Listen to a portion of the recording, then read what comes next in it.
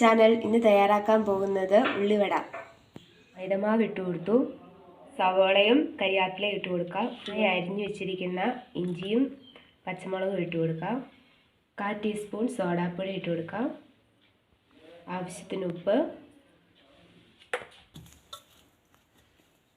വെള്ളം ഒഴിച്ച് കൊടുക്കാം. മഞ്ഞൾപ്പൊടി ഇടാം.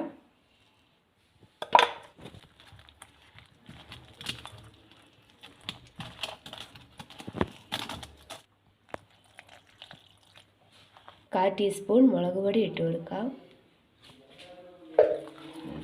5 മണിക്കൂർ റെസ്റ്റ് ചെയ്യാൻ വെക്കാം.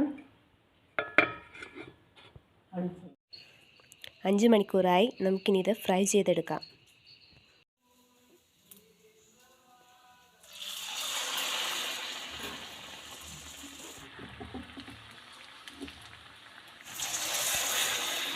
ബ്രൗൺ നിറമായിട്ടുണ്ട്. എണ്ണയിൽ നിന്ന് എടുക്കാം. ഇനി